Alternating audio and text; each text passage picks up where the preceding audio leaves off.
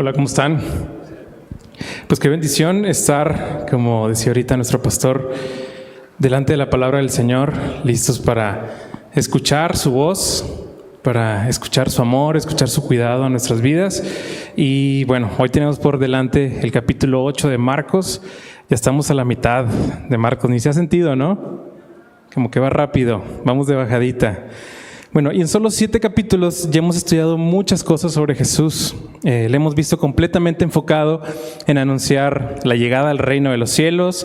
Le hemos visto hacer muchos milagros, le hemos visto refutando costumbres religiosas de los grupos que deberían de estar guiando al pueblo de Dios. Y sobre todo hemos visto esa cercanía con sus discípulos, a quienes les enseña. ¿Se acuerdan el significado de las parábolas? Esta como doble porción de la compañía del Señor, este acompañamiento con ellos y bueno, a partir de este capítulo Jesús también va a comenzar a hablar de ¿qué crees? De su muerte. Va a empezar a hablar con ellos constantemente de su muerte y es muy bonito porque empieza a hablar, cuando les anuncia la muerte, también junto con la muerte les anuncia su resurrección. Entonces, bueno, sin más preámbulos, después de 7 capítulos creo que ya sabemos que quién tiene el control, ¿no? Hemos ido viendo la mano de Dios y creo que podemos obviamente confiar en Él, y así en esta situación están los discípulos.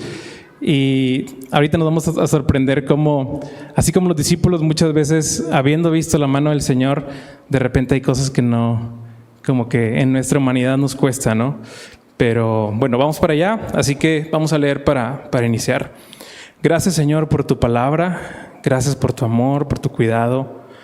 Gracias, Señor, porque estar cerca de tu palabra es estar cerca de ti, Señor. Gracias porque podemos venir a ella, Señor, y podemos escuchar tu voz, Padre, y podemos ser enseñados, amonestados, corregidos, instruidos en justicia para hacer tu voluntad, Señor. Así que te pedimos con mucha humildad que tu palabra sea sembrada en nuestros corazones, Señor, para poder entender, Señor, tu voluntad, para poder entender tu propósito en nuestras vidas y sobre todo para conocerte, Señor, y responderte en adoración. Gracias por esta noche y habla a nuestros corazones. En el nombre de Jesús oramos. Amén. Bien, y acompáñame entonces hoy a Marcos 8. Vamos a leer versos del 1 al 3. Dice: en aquellos días, como había una gran multitud y no tenían qué comer, Jesús llamó a sus discípulos y les dijo: tengo compasión de la gente, porque ya hace 3 días que están conmigo y no tienen que comer. Y si los enviaren ayunas a sus casas, se desmayarán en el camino, pues algunos de ellos han venido desde lejos, desde Cumbres, desde García. Y bueno, recordemos que en el capítulo anterior Jesús nos mostró que estaba en territorio gentil, ¿te acuerdas? En Decápolis. Y entonces este milagro, a diferencia del anterior, en el que multiplicó los alimentos, seguramente tiene una multitud predominantemente gentil, es decir, que no eran judíos. Y la vez anterior, recuerdas, en la alimentación de los 5,000, menciona que tiene compasión de ellos, pero más porque son como ovejas sin pastor. ¿Te acuerdas que los ve y dice, se compadece porque los ve como literalmente un poquito desbalagados, sin esto que deberían estar haciendo las autoridades religiosas, pero realmente se estaban pastoreando a sí mismos? Y está este concepto que también se nos menciona en Ezequiel y se nos menciona en otros lugares como ovejas sin pastor. Y es interesante porque en el milagro anterior, en la alimentación de los 5,000, está con una multitud judía. Y ahora está ante una multitud que lo más probable es que sea predominantemente gentil. Y entonces es importante estas diferencias. Ahorita vamos a ver por qué. Pero si te acuerdas, es un formato muy similar. No hay comida, se acercan los discípulos y le dicen a Jesús: oye, despide a toda esta gente porque pues no tienen que comer, para que vayan a sus casas. Y el Señor les dice: no, denles ustedes de comer. Entonces ellos, donde que no tenemos, y ya traen los panes delante de Jesús, Él los multiplica, y estos pequeños 5 panes y 2 peces en las manos de Jesús, pues Él se encargó de todo, ¿no? Entonces ahora vemos a Jesús teniendo compasión por esta gente que llevaba 3 días con Él. O sea, ¿te imaginas lo increíble que debe haber sido para esta gente pasar todo este tiempo con nuestro Señor, de forma que no importa que se está acabando la comida, ¿no? Es como, oye, van 2 días, va 1 día y medio, ¿qué onda? Seguimos. 2 días, 3 días y la comida empieza a escasear y vemos a la gente, no nos dice que la gente se empezó a ir porque ya tenían hambre, sino que Jesús es el que viene y dice, oye, esta gente necesita comer, y se acerca con los discípulos. Muy interesante, ¿no? Y realmente yo imagino a las personas que están ahí entendiendo que esto es importante, ¿no? Estar delante del Señor es importante. Y los navegantes, creo que siempre vamos a recordar algo. ¿Cuántos navegantes hay aquí? A ver los versículos, los que dijeron mucho los navegantes siempre vamos a recordar, ¿se acuerdan este tema de la tiranía de lo urgente?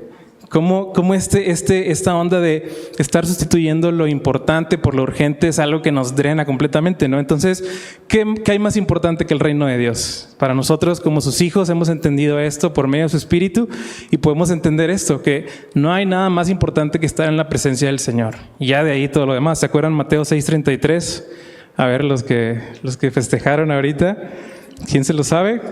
Mas buscad primeramente el reino de Dios y su justicia. ¿Qué dice? Y todas estas cosas os serán ¿qué? ¿Cobradas más adelante? No. Añadidas. ¿Por quién? ¿Qué estamos haciendo nosotros? Buscando al Señor, ¿no? Entonces es bonito. Y vemos que esta gente se está acercando al reino de Dios y Jesús se está encargando de lo que ellos necesitan. Es una manera muy práctica de ver esto, ¿no? Él sabe lo que necesitamos y Él lo suple, como dice Filipenses, conforme a sus riquezas en gloria. Entonces, ahora hay algo muy interesante aquí. Jesús está compartiendo este sentimiento con sus discípulos porque se acerca con ellos y Jesús obviamente podría hacer esto sin platicarles, ¿no? ¿Estás de acuerdo? Jesús podría no decirles nada y simplemente suplir la comida. ¿Y crees que les esté pidiendo permiso? Que así como que, oigan, ¿cómo ven? Está la raza aquí como que ya se ven medio hambrientos, ya unos están durmiendo. ¿Qué onda? ¿Cómo ven? ¿Le damos o qué? ¿Qué creen que está haciendo Jesús? Quiere que los discípulos vean, que el Señor les quiere mostrar algo, ¿no? Entonces, y nosotros como somos discípulos del Señor también, entonces hay algo aquí muy bonito que vamos a seguir aprendiendo. Pero fíjate la respuesta de los discípulos, verso 4.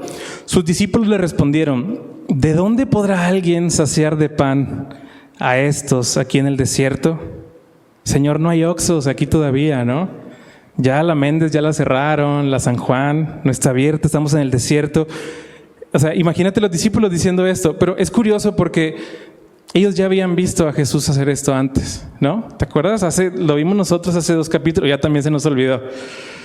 Hace 2 capítulos estábamos estudiando la alimentación de los 5,000 y vemos a Jesús aquí otra vez en el mismo formato, pero fíjate ellos, ¿de dónde podrá sacar a alguien algo? Entonces hay 2 formas de ver esta respuesta de los discípulos y con las 2 nos podemos identificar, la verdad es que muy fácilmente. Una, como la misma palabra nos dice más adelante, sus corazones aún estaban endurecidos, entonces les costaba creer y los vemos como olvidadizos constantemente los discípulos, ¿no? Veían la obra del Señor, de repente dudaban y era como que no sé, ¿qué va a pasar, Señor? No sé, no tengo idea. Y luego el Señor hacía y era como que, obviamente lo hizo Jesús, y luego volvían a dudar y volvían a dudar. El Señor multiplicó con 5 panes y 2 peces. Eso lo vieron ellos con sus propios ojos. Entonces, viene una situación familiar y es como, ¿ahora quién podrá ayudarnos, no? No, ¿qué hacemos, Dios? Pues obviamente ya lo hizo el Señor. Y es curioso porque nos identificamos, ¿no? ¿Cuántas veces hemos visto la mano de Dios en nuestras vidas y cuando vienen momentos difíciles empezamos a dudar? No somos mejores que estos hombres imperfectos que estaban con Jesús, ¿no? La otra explicación para esta respuesta de los discípulos es que, es también dolorosamente similar a nuestra forma de responder al Señor. Y es que como estas personas de la multitud, lo más probable es que eran personas que no eran judíos, pues ellos seguían endurecidos en cuanto a aceptar que la obra del Señor no era específicamente solo para judíos, ¿no? Ponte a pensar en ellos, porque dice, ¿de dónde podrá alguien saciar a todos estos? Ojalá tuvieran su propio Mesías como nosotros. Ojalá tuvieran un Jesús que les ayudara, ¿no? Tristemente este modelo de respuesta es nuestro modelo de respuesta también a la necesidad que vemos con los que nos rodean, ¿no? Con familiares, con amigos, con personas que están alrededor de nosotros. Les vemos padecer y la verdad es que nos interesamos muy poco o nada con esas personas y pues es duro, ¿no? Entonces fíjate lo que les dice Jesús, verso 5. Él les preguntó, ¿cuántos panes tenéis? Ellos dijeron 7. Entonces, ¿quién tiene cómo saciar? El Señor es como que ustedes. ¿Quién tiene pan? Órale, vamos, ¿no? Vamos a darle. Sus panes evidentemente no alcanzan, pero en mis manos sacian a la multitud. Entonces Jesús pudo haber hecho que lloviera maná y codornices sobre los que estaban ahí, ¿o no? Sí, exacto, Él ya lo había hecho. Pero, ¿qué pasa entonces? Jesús está tratando con los corazones de sus discípulos. Les está permitiendo ser parte de su glorioso plan y les está mostrando, está tratando con su corazón, ¿no? Les está capacitando para entender que Dios los va a usar no por sus poderes, no por sus fuerzas, no por su capacidad de logística. O sea, aún el discípulo más precavido del Señor pudo haber llevado ¿cuántos kilos de pan te gustan? Y aún así no hubiera alcanzado. Entonces, pues el Señor nos quiere usar para su reino, así como también usó a Moisés. ¿No te acuerdas que le decía a Moisés a Dios, no, Señor, es que no me van a escuchar, envía al que debes de enviar, o sea, no soy yo, ¿quién podrá saciar esta multitud como están los discípulos, no? ¿Y qué le dijo Dios? Ve porque yo estoy contigo. Eso le dijo Dios a Moisés, y de esta forma también vemos que el Señor está tratando con los discípulos, tratando con los corazones de ellos para que entiendan que todo viene del Señor, pero que el Señor también los quiere usar como parte de su plan, ¿no? Vamos al verso 6, dice... Vamos a leer del 6 al 10. Dice, entonces mandó a la multitud que se recostase en tierra, y tomando los 7 panes, habiendo dado gracias, los partió y dio a sus discípulos para que los pusiesen delante, y los pusieron delante de la multitud. Tenía también unos pocos pececillos y los bendijo, y mandó que también los pusiesen delante. Y comieron y se saciaron, y recogieron de los pedazos que habían sobrado 7 canastas. Eran los que comieron como 4,000, y los despidió. Y luego, entrando en la barca con sus discípulos, vino a la región de Dalmanuta. Entonces, de sobra, ¿no? Y ese es nuestro Señor cuidando de nosotros. Él cuida de todo, y realmente es que el único lugar en el que podemos venir y saciar realmente nuestro espíritu es en Jesús. Entonces Jesús, vemos que aquí despide ya a la multitud y se va. Ahí se queda esta multitud, habiendo visto estos milagros, se quedan ahí en su vida, en su onda, y Él se va con sus discípulos. Vamos al verso 11, dice, vinieron entonces los fariseos y comenzaron a discutir con Él, pidiéndole señal del cielo para tentarle. ¿Y recuerdas al principio de este estudio de Marcos quién más tentaba al Señor? Satanás, exacto. Entonces, qué fuerte, Satanás pues es lo que hace, ¿no? Pero vemos a esta gente que eran guías del pueblo, que interpretaban la ley y los profetas, y en lugar de estar sirviendo al Señor, pues obviamente están tentándole, como el mismo Satanás. Qué fuerte, ¿no? Y fíjate, el 12 dice, y gimiendo en su espíritu dijo, ¿por qué pide señal a esta generación? De cierto os digo que no se dará señal a esta generación. Y dejándolos, volvió a entrar en la barca y se fue a la otra ribera. Y el Evangelio de Marcos es muy concreto en esta parte, porque no entra mucho en detalle, porque principalmente era escrito para la comunidad gentil. Entonces, pero esto es suficiente para entender qué está pasando aquí. Fariseos pidiendo señal. Y uno empieza a analizar y dice, oye, los fariseos han estado presentes, los fariseos están siguiendo a Jesús por algo. ¿Qué señal les falta por ver? Y para un fariseo realmente debería ser muy fácil entender quién era Jesús. O sea, lo has estudiado toda tu vida, lo has memorizado, has memorizado su palabra, entonces has estado leyendo la Escritura y todo apuntaba a Cristo, y cuando le ves, pues realmente lo único que deberían de hacer es ponerle cara a esto que han estado estudiando toda su vida, pero en lugar de eso, ¿qué pasa? Tienen sus corazones endurecidos. Y aquí es curioso porque ellos están pidiendo una señal. O sea, cualquiera podría decir, ¿qué tiene de malo venir delante de Jesús y decirle, oye, Señor, quiero ver? O sea, muéstrame para creer, ¿no? No seas malo, Jesús. Están así de creer, o sea, están a nada de creer, muy cerca, dales una señal. Seguramente van a creer, ¿no? Pero más bien, yo pienso que esta es una señal de que con un corazón endurecido y falto de fe, falto de confianza en el Señor, pues realmente pues todas las señales van a ser nada dentro de nosotros, ¿no? Porque lo vemos y muchas veces vemos al Señor actuando una y otra vez, haciendo cosas en nuestras vidas, haciendo cosas en personas que realmente es el Señor buscándolos, el Señor hablando. ¿Y qué pasa? Uno endurece su corazón, ¿no? alguien que no rinde su vida a Cristo, pues ninguna señal va a ser suficiente realmente. Y esto lo vemos, y lo hemos estado estudiando los domingos en Éxodo, ¿no? Vemos a Faraón, lo vimos ver todas las señales, ver todos los prodigios, entender quién era Dios, pero su corazón endurecido no le permitió realmente venir a los pies del Señor. Entonces, aguas con estar tentando al Señor, intentando manipularle para conseguir algo que nosotros queremos, ¿no?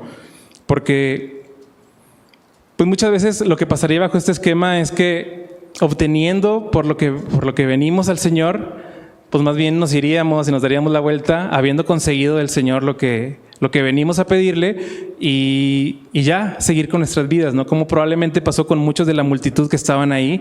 A estas personas se les dio de comer de una forma sobrenatural. Muchos seguramente se quedaron ahí en esta aldea, en este lugar y bye. O sea, ahí quedó todo, ¿no? Entonces, Mateo nos da más contexto de esto. En Mateo 16 nos dice que Jesús les llama hipócritas porque dice, ustedes saben entender las señales del cielo, saben ver cuando va a haber mal clima, cuando hay buen clima, cuando todo esto, pero ¿cómo no pueden interpretar las señales del reino, no?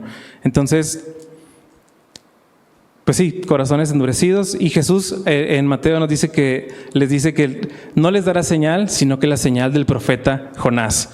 Y más atrás en Mateo 12 nos explica un poquito más de la señal del profeta Jonás, que es que así como Jonás estuvo 3 días en el vientre del pez, así es necesario que el Hijo del Hombre esté 3 días en la muerte y que resucite, ¿no? Entonces, y es interesante porque ahí en Mateo también nos dice que Jesús les dice, y los habitantes de Nínive van a juzgar a Israel porque a ellos se les predicó, ellos creyeron y se arrepintieron. Entonces, ¿cómo es posible que aquí haya alguien mayor que Jonás, les dice Jesús, y ustedes no estén creyendo? Y ustedes han tenido la palabra todo este tiempo y siguen sin creer. Y luego también habla de la reina esta que va a ver a Salomón. Exacto.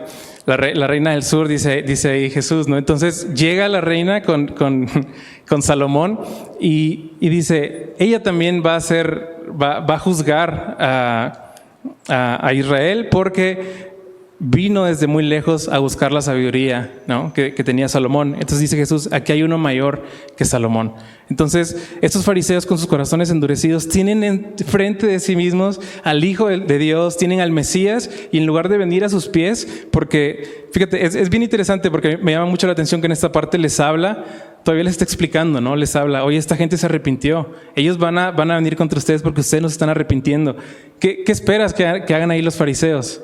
Perdónanos, aquí estamos, hemos malinterpretado, perdona nuestros corazones orgullosos, estamos buscando nada más cómo hacerte caer, pero estamos en pecado, estamos haciendo esto desde la envidia, desde el enojo, desde el miedo de perder nuestras posiciones. Pero ¿qué hacen ellos? ¿Qué dice que respondieron los fariseos después de esto? Perdónanos. ¿Qué dijeron?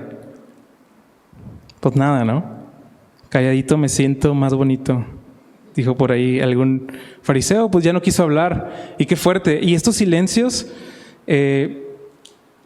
nos llevan realmente a abrazar nuestro pecado muchas veces. Cuando el Señor nos viene y nos confronta con la palabra y nos empieza a hablar y de repente nos lleva por medio del Espíritu Santo a entender todo aquello que tenemos que entregar delante de Él.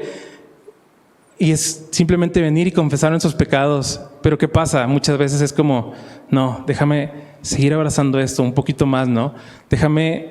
Dame chance, o sea, no quiero creer que estoy mal, no quiero pensar que estoy mal, sino más bien algo estoy entendiendo mal y lo que sea, ¿no? Pero esta era una oportunidad para los fariseos también, de venir y entender. Entonces, como dijimos ahorita, este tema de venir delante del Señor y estar tentándolo una y otra vez, pues realmente es peligroso, ¿no? Y eso vemos a dónde llevó a los fariseos en su pecado a atentar contra el Señor de esa manera. Y obviamente el plan de Dios es perfecto y es por sobre cualquier plan que pudieran tener ellos contra Él. Pero qué terrible haber sido parte de este bando que no quiso creer en el Señor teniéndolo enfrente, ¿no? Vamos al verso 14, dice: habían olvidado de traer pan y no tenían sino un pan consigo en la barca. Y les mandó, y él les mandó diciendo: mirad, guardaos de la levadura de los fariseos y de la levadura de Herodes. Entonces, pues aquí vemos que que pues sí, los discípulos están en su onda, ¿no? Siguen viendo y sin ver. Y hemos estado estudiando a lo largo de la Biblia que el tema de la levadura es un símbolo de pecado. Mateo en este texto nos dice que se trata de la doctrina, que dice guardaos después dice, estaban entendiendo que les hablaba de la doctrina de los fariseos. Pero Jesús aquí les está ayudando de cuidarse, de no dejar que la más mínima cantidad de levadura en sus corazones, o sea, no dejar que cualquier pensamiento que venga de estas corrientes de los fariseos, de esas corrientes también de Herodes, pudiera hacer hueco en su corazón y pudiera empezar a leudar toda la masa, ¿no? Léete Gálatas 5 en tu casa. Pablo habla de cómo es incorrecto vivir vidas intentando ser justificados por las obras de la carne, y esto es a lo que se refiere la levadura de los fariseos. Ellos estaban como abrazando la ley de alguna manera, de manera hipócrita, queriendo así dar a conocer que ellos eran suficientemente buenos para obtener el favor de Dios. Entonces ellos están constantemente poniendo tropiezo en los otros para ellos ser como exaltados en decir, oye, yo estoy cumpliendo la ley, esta persona no. Y eso es lo que estaban haciendo con Jesús. Estaban viendo dónde caía para desacreditarlo como persona. Entonces ellos están totalmente ensimismados, están creyendo nada más en su doctrina y no están viniendo al Señor. Y la levadura de Herodes nos habla de pues, ¿qué más va a buscar Herodes sino su propio reino, ¿no? Sino su propio poder, el venir y dominar todas las cosas y descansar ahí, ¿no? Entonces, aquí Jesús les está hablando claramente de esto y esta forma de abrazar al mundo, pues buscando también los deleites de la carne a toda costa, ¿no? Estas son dos formas de vivir que no agradan al Señor y definitivamente no nos convienen. Entonces, es bonito ver al Señor tomarse el tiempo de decirnos, oigan, no se metan en esto, no dejen que la levadura de los fariseos entre en sus corazones, no dejen que sus enseñanzas los lleven a pensar otras cosas que son ajenas a lo que yo les estoy diciendo. No dejen que lo que uno busca en este mundo terrenal, con ojos terrenales, los consuma y los lleve a anhelar cosas a las que no los estoy llamando. Entonces, es profundo y a la vez es muy sencillo, ¿no? Es el Señor diciendo muy claro qué no hacer y qué hacer. Y ve el verso 16, dice: y discutían entre sí diciendo, es porque no trajimos pan. Perdón, Jesús, pero es que Pedro traía las canastas y se le olvidaron en la central de barcas. No, es que, bro, te dije que trajeras, es que tú no lo agarraste, es que solo traemos un pan. ¿Qué onda? O sea, da risa, ¿no? Como Jesús les está hablando de algo espiritual y ellos con sus mentes totalmente enfocadas en otra cosa están pensando en lo terrenal, en lo material, en aquí. Entonces vemos el verso 17, dice: y entendiendo Jesús les dijo, ¿qué discutís? ¿Por qué no tenéis pan? ¿No entendéis ni comprendéis? ¿Aún tenéis endurecido vuestro corazón? Teniendo ojos no veis y teniendo oídos no oís y no recordáis. Cuando partí los 5 panes entre 5,000, ¿cuántas cestas de los pedazos recogisteis? ¿Qué dijeron ellos? 12.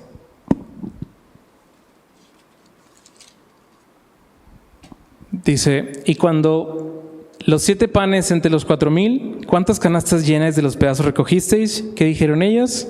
7. Y les dijo, ¿cómo aún no entendéis? Estoy seguro que ellos se quedaron de que, pues no, sigo sin entender, ¿no? Pues explícame, o sea, ¿qué no estoy entendiendo? ¿Qué no estoy viendo? Y así somos, ¿no? Discutiendo cosas muchas veces que no tienen valor alguno, cosas no esenciales en las que desperdiciamos tanto tiempo día con día. Tenemos ojos y no vemos, tenemos oídos y no oímos, tenemos memoria y no recordamos.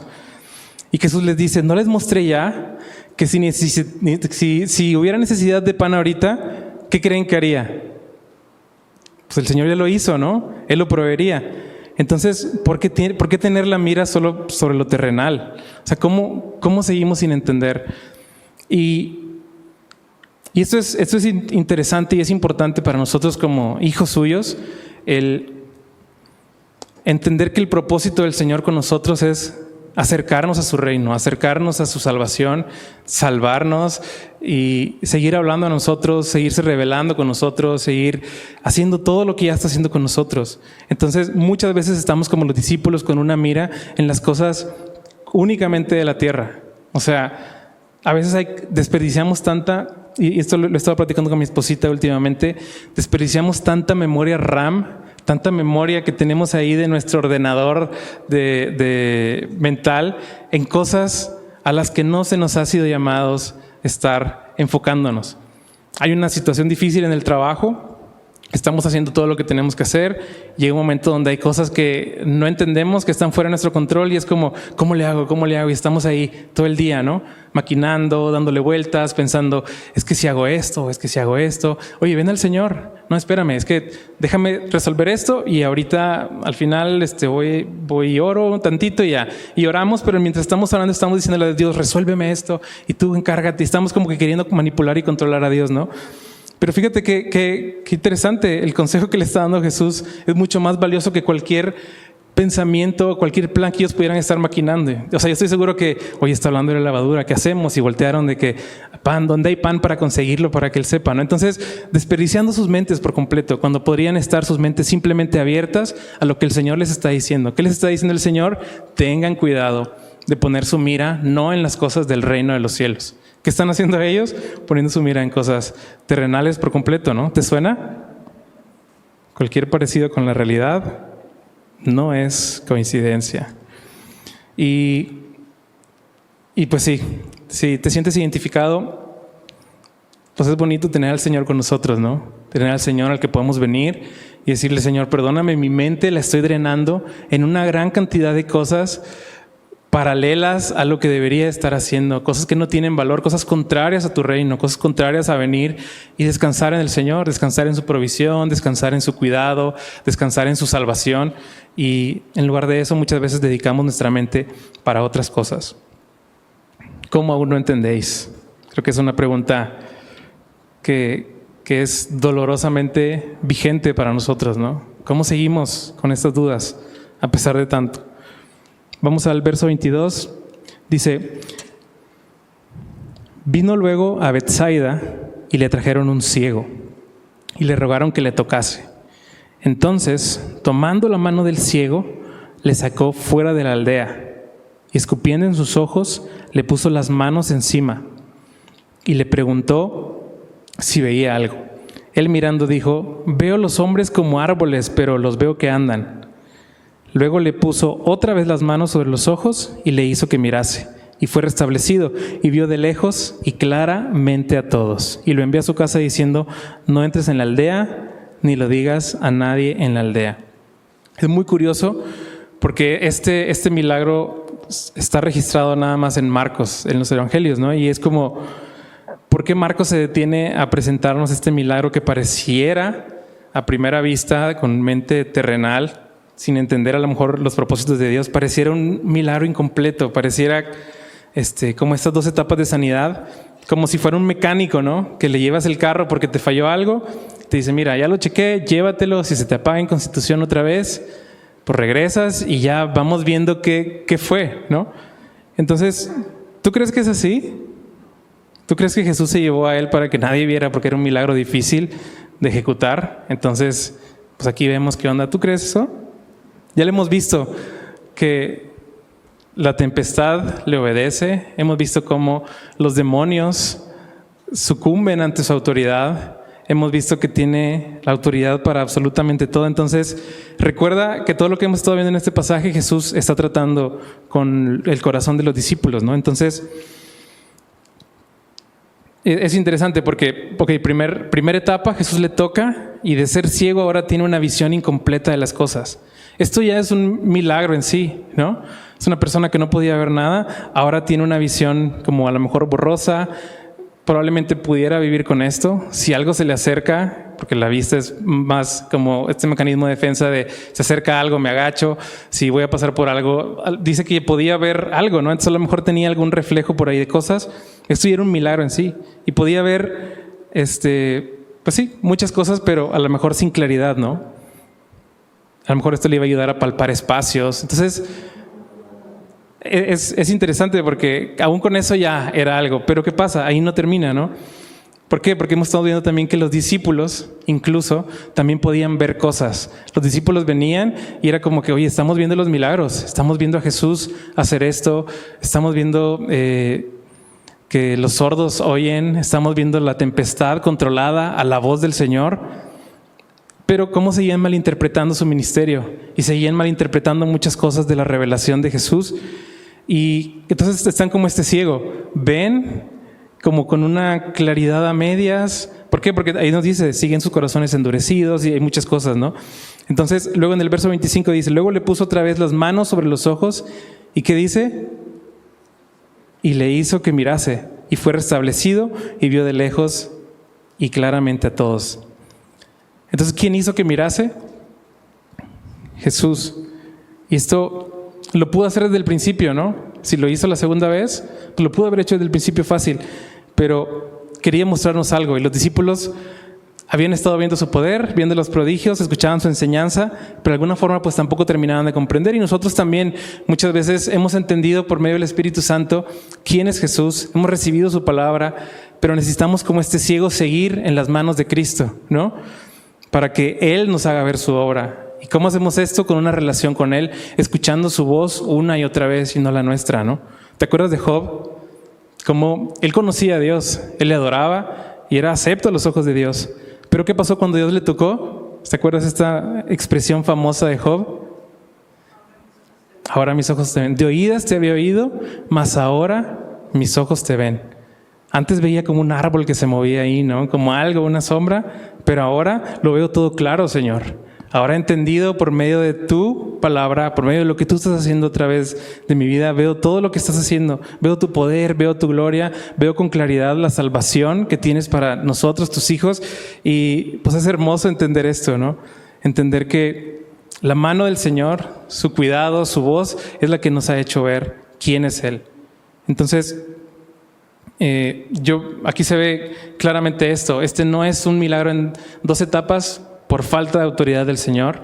Esto es algo que el Señor está tratando con ellos y está una y otra vez viendo con ellos y les está capacitando y les está sirviendo y los está amando, pero sobre todo les está mostrando quién es Él.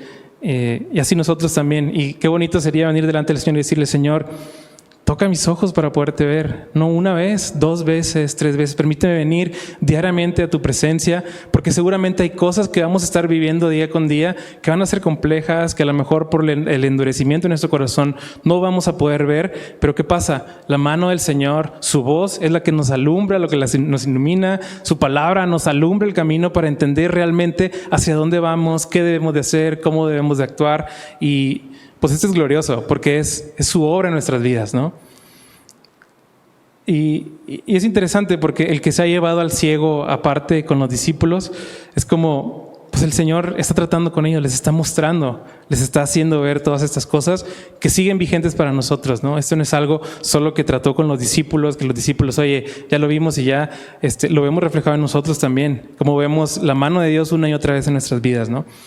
Vamos al verso 27, dice: salieron Jesús y sus discípulos por las aldeas de Cesarea de Filipo, y en el camino preguntó a sus discípulos diciéndoles: ¿quién dicen los hombres que soy yo? Ellos respondieron: unos Juan el Bautista, otros Elías y otros alguno de los profetas. Recuerda que había un gran revuelo por entender qué onda con Jesús, ¿no? Estas multitudes que llegaban a Él, pues querían saber quién era Él, querían entender, oye, estos milagros que hace, estas cosas que está diciendo, que está haciendo, ¿quién es? Y pues sí, hasta ahorita va como un poquito ahí el veredicto colectivo en que era Elías, Juan el Bautista, o por lo menos algún profeta. Y pues sí, con esto entendemos que había algún tipo de admiración por Jesús, ¿no? Por las personas, veían y lo admiraban y veían que hacía cosas, pero ¿era esto una visión completa de Jesús? ¿Qué piensas? Veían que hacía cosas maravillosas y ya, pero no terminamos de entender quién es. ¿Te acuerdas que hasta también Herodes se metió por ahí al juego, ¿no? De decir de que este es Juan. Es que le picaba la conciencia por lo que había hecho y es: este es Juan. Ya vino Juan y está diciendo estas cosas. Pero como todos, incluso sus mismos discípulos, era como: estamos contigo, o sea, ¿quién eres realmente? ¿No te acuerdas que decían cuando fue lo de la tormenta? ¿Quién es este que aún el viento y el mar le obedecen? ¿Quién es? Y ha sido la pregunta: ¿con quién estoy? ¿Qué está pasando, no? Y pues sí, llama la atención que esto es muy similar en nuestros tiempos. Obviamente todo el mundo sabe de Jesús, ¿no? Mucha gente lo escucha, muchos toman el nombre de Jesús en vano, muchos lo usan para burla, muchos lo usan para justificar una filosofía de vida, diciendo, no, pues Jesús es alguien que vino y que está en paz con todo el mundo, está chido, es amigo de todo el mundo, Jesús no te juzga y ya, ¿no? Entonces, como una especie de filosofía con un amor pragmático, como pues vamos a ponerle práctica, vamos a amarnos unos a otros, solo porque sí y ya. O sea, entonces,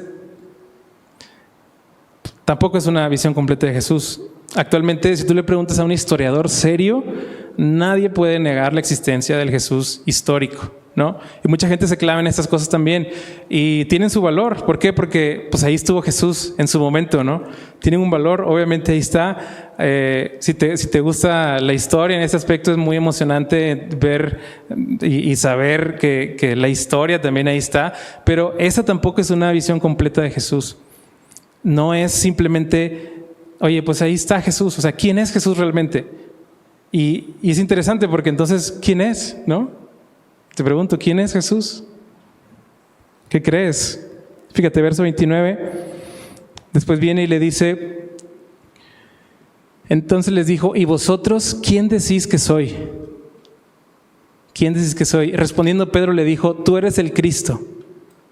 Pero él les dijo que no dijesen esto a ninguno. Entonces, ¿qué declaración? Como decíamos, el Jesús histórico tiene su lugar, porque existió, ¿no? Pero de nada nos sirve comprobar que existe Jesús si no creemos en Jesús. De nada nos sirve abrazar una filosofía de perdonarnos entre todos solo porque sí, y vamos a llevar la fiesta en paz todos, creyendo que eso es lo que Jesús nos llamó a hacer, si no creemos en Jesús, si no creemos en su mensaje, ¿no? Y en Mateo nos da también un poco más de detalle, nos dice que Jesús le dice, bien has dicho, Pedro, pero esto no te lo reveló ni sangre ni carne, sino mi Padre que está en los cielos, ¿no? Y pues es interesante esto, porque pues esta es la declaración de los discípulos guiados por Dios a entender quién era Jesús. Y qué bonito es venir y decir, tú eres el Cristo, tú eres mi Señor, tú eres mi Dios, tú eres todo lo que yo puedo necesitar. Ese es Jesús. Y ese Jesús ha estado con ellos y entonces, no sé, obviamente entre los discípulos pareciera ver como pues, quién realmente es y como a lo mejor ahí a algunos les cayó el 20 también de que es el Mesías, es Jesús el que hemos estado esperando, ¿no? Y se me hace un clímax del Evangelio de Marcos esta declaración, como que, wow, estamos con el Mesías, qué chido, ya se hizo el guiso, ahora sí, los romanos van a padecer lo que nosotros padecimos, a ver cuándo comienzan las plagas como en Egipto, aguas, estén atentos porque seguro va a empezar a llover, o va a salir las langostas y ya viene todo, entonces aquí estamos con Jesús, el Mesías, ya, vámonos, ¿no? Entonces, es bien bonito porque aquí está, ¿ok? Estamos con Jesús y esa forma de ver a Jesús la abrazamos muchas personas hoy en día como, ya estoy con Jesús, ya todo me va a ir bien. Y este pensamiento de, estoy con Jesús, no me puede faltar la abundancia económica en mis bolsillos. Estoy con Jesús, es imposible estar enfermo. ¿Por qué? Porque estoy con el Señor y yo declaro que la sanidad y X y Y, Z, ¿no? Entonces, para un judío en ese entonces decir ya está el Mesías aquí significaba libertad de una manera que ellos habían malinterpretado como una libertad política completamente. Entonces es como, órale, qué chido, ¿no? Ahí está Jesús. Y vámonos y de aquí solo para adelante, para atrás ni para agarrar impulso, de victoria en victoria, vamos para adelante. Y fíjate que dice el verso 31. Dice, y comenzó a enseñarles que le era necesario al Hijo del Hombre padecer mucho. ¿Y qué más? Y ser desechado por los ancianos, por los principales sacerdotes y por los escribas. ¿Y qué dice ahí? Y ser muerto y resucitar después de 3 días, ¿no? ¿Te imaginas a ellos escuchando esto, entendiendo, ya estamos con el Mesías, chido, excelente, y les empieza a hablar de su muerte por primera vez ahí? Entonces ya no les cuadra, ¿no? Con este mensaje de liberación que ellos esperaban, es como, ¿cómo que muerte? Espérame, o sea, eso, ¿a quién estoy siguiendo? ¿No? Y entonces vemos a Pedro Verso 32 dice, esto les decía claramente. Entonces Pedro le tomó aparte y comenzó a reconvenirle. Cancélalo, Señor. No, ¿cómo es posible? O sea, reconvenirle es como este tema de, como si lo empezara a regañar, como amonestar, de decir, oye, no digas esto. ¿Qué onda? ¿Cómo que tú eres el Mesías? ¿Qué onda con esto? No cuadra con lo que sabemos, con lo que entendemos, con lo que pensamos. Entonces, esto nos hace mucho sentido. O sea, imagínate a los discípulos felices, porque era obvio todo, y de repente es necesario que padezca, es necesario que muera, es necesario que me desechen. Pues a lo mejor muchos de los discípulos no querían esto. Obviamente, ¿no? Por la manera en que Pedro vino. Entonces dice verso 33, pero él volviéndose y mirando a los discípulos, ¿qué dice? Reprendió a Pedro diciendo, quítate de delante de mí, Satanás, porque no pones la mira en las cosas de Dios, sino en las cosas de los hombres. La levadura de Herodes, la levadura de los fariseos, ¿te acuerdas? Si ya saben quién es Jesús, si ya le han visto hacer todo lo que está haciendo, ¿por qué no querer que Jesús lleve a cabo su plan? ¿No? Si ya demostró quién es, si estás confiado que es el Mesías, ¿por qué reconvenirle cuando el Señor nos pide algo? ¿Por qué venir delante de Él y decirle, Señor, se me hace que esto no? El Señor viene y te pide algo y empezamos la levadura de los fariseos, la levadura de Herodes, que hemos dejado entrar a decir, no, Señor, no puede ser que me estés llamando a confesar este pecado, no puede ser que me estés llamando a amar a otros, a amar a esta persona, es imposible, ¿no? Entonces, esto no es lo que está en mi plan. Señor, ¿cómo es posible que no estés derramando la abundancia sobre mi cartera, haciéndola efectiva en mi cuenta bancaria? ¿Qué onda, Señor? ¿Qué pasa con esto, no? Como empezamos a reconvenirle, así como los discípulos también hicieron con él. Y bueno, pues sí, es como, ese no era mi plan. Mi plan era reinar junto al Mesías y ver a mis enemigos caer. Esa era mi interpretación del reino que venía. Pero ¿qué pasa? ¿Qué le dice Jesús? No, así no es. Apártate de mí, Satanás. Eso no es como, no tengas tu mira en las cosas de los hombres, sino en las cosas de Dios. Y vamos al verso 34, dice, y llamando a la gente y a sus discípulos les dijo, si alguno quiere venir en pos de mí, niéguese a sí mismo y tome su cruz y sígame. Qué interesante, ¿no? Ahí están ellos, ahí están los discípulos. ¿Quieres estar con el Señor? ¿Qué dice? Toma tu cruz y sígueme. Si vienes a Jesús para resolver tus problemas y ser una persona exitosa bajo el modelo de este mundo, de lo que significa exitoso en todos los aspectos, pues obviamente estás en el lugar equivocado. Probablemente has dejado entrar la levadura de Herodes y de los fariseos en tu vida. Y pues es tremendo, ¿no? Vamos a seguir leyendo, dice verso 35, porque todo el que quiera salvar su vida, la perderá. Y todo el que pierda su vida por causa de mí y del evangelio, ¿qué dice? La salvará. Porque ¿qué aprovechará al hombre si ganare todo el mundo y perdiere su alma? ¿O qué recompensa dará el hombre por su alma? Porque el que se avergonzare de mí y de mis palabras en esta generación adúltera y pecadora, el Hijo del Hombre se avergonzará también de él cuando venga en la gloria de su Padre con los santos ángeles. ¿Quieres venir a los pies del Señor? Niégate a ti mismo. ¿Qué provecho tiene ir tras absolutamente todo lo que tu corazón sin el Señor desea? Si vas a perder tu alma al final. ¿Qué provecho tiene ir tras todas aquellas cosas que el Señor te ha dicho que no vayas, si al final vas a perder tu alma? Todo esto es vanidad, angustia, espíritu, corretear el viento de la manera que lo hacemos muchas veces, pues simplemente nos está desviando del propósito que el Señor tiene para nosotros, ¿no? No hay un valor eterno en lo terrenal. Todo eso es basura, como dice Pablo en Filipenses. Entonces, fíjate, Romanos 8:12. Te lo leo, dice: así que hermanos, deudores somos, no a la carne, para que vivamos conforme a la carne. 13, porque si vivís conforme a la carne, moriréis. Mas si por el Espíritu hacéis morir las obras de la carne, viviréis. Porque todos los que son guiados por el Espíritu de Dios, estos son hijos de Dios. ¿Eres un hijo de Dios? Seguramente también, como dice por ahí, en el mundo tendréis aflicción. ¿Pero qué dice el Señor? Pero confiad, yo he vencido al mundo. Entonces, es tremendo, ¿no? Cómo después de este clímax, de reconocer al Mesías en su poder, viene Jesús y lo cambia todo. Y dice: si alguno viene en pos de mí, si alguno quiere venir en pos de mí, tome su cruz y sígame, niéguese a sí mismo. Esto no es algo que se nos hace fácil, no es algo que podemos hacer en nuestras fuerzas. Y nos vemos luchando constantemente porque decir: Señor, no sé cómo renunciar a mí mismo. Yo quiero deleitarme en mi carne, quiero hacer lo que pienso que tengo que hacer, quiero seguir mi plan, quiero seguir mi camino, quiero ir tras lo que he trazado. Pero entonces viene el Señor y te dice: ¿quieres venir en pos de mí? Niega todo eso. Eso que estás buscando con tus ojos terrenales no es lo que yo tengo para ti.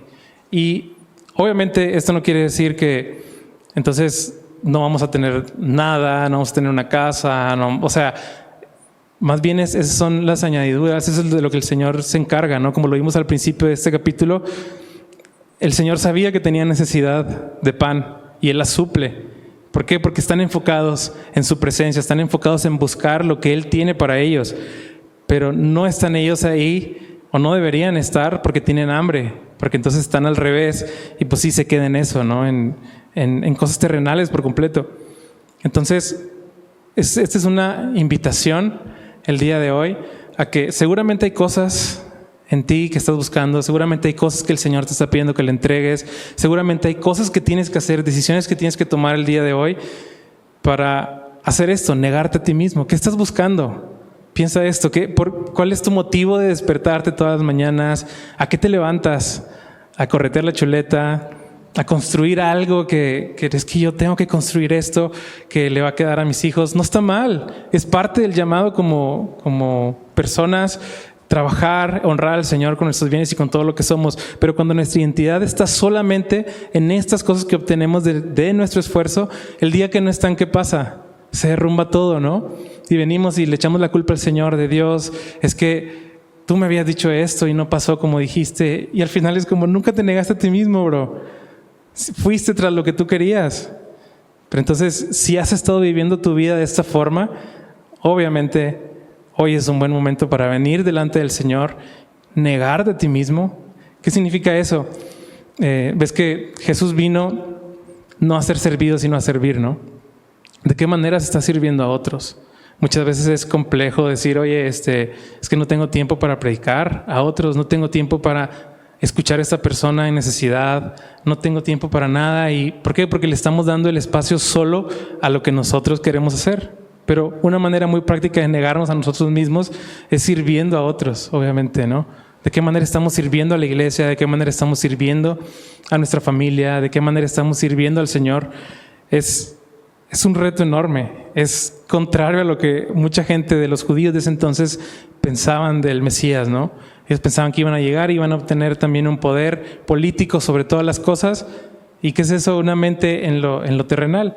Obviamente sabemos que todo esto va a terminar con el reinado de Dios por sobre todas las cosas, y esa es otra historia. Eso es algo que viene después de haber seguido al Señor, de haberle entregado nuestras vidas. Es en el reino venidero. Pero cuando estamos con nuestra mirada puesta en las cosas de aquí, pues obviamente todo termina así. Y leamos el último, el 38. Dice: porque el que se avergonzare de mí y de mis palabras en esta generación adúltera y pecadora, el Hijo del Hombre se avergonzará también de él cuando venga en la gloria de su Padre con los santos ángeles.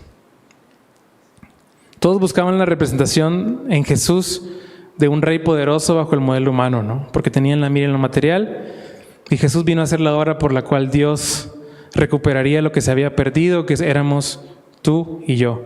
Y eso definitivamente está en contra del sistema, ¿no? Porque Jesús vino a derrotar al mundo, a vencer al pecado, que nos ataba a una eternidad separada de la gloria de Dios. Entonces, Alegrémonos porque le tenemos, alegrémonos porque hemos sido salvos. Yo te quiero dejar con esta pregunta hoy. ¿Quién es Jesús para ti? ¿Quién es Jesús para ti? Piénsalo y medita. ¿Qué haces aquí? ¿Por qué vienes a buscarle a Él? ¿Cómo estás viviendo tu vida? ¿Estás viviendo tu vida en agradecimiento por todo lo que Él ha hecho? ¿Estás respondiendo en adoración al Señor? ¿Estás buscando sus bendiciones? ¿Estás buscando las añadiduras más que su presencia?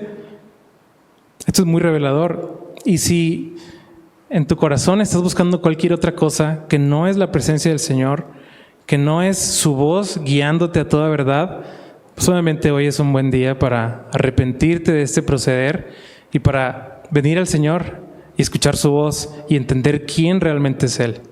Entonces vamos a orar y pues tómate este tiempo para examinarte a la luz de lo que hemos leído el día de hoy. ¿Cómo estás confiando en Jesús? ¿Cómo estás viniendo ante su presencia?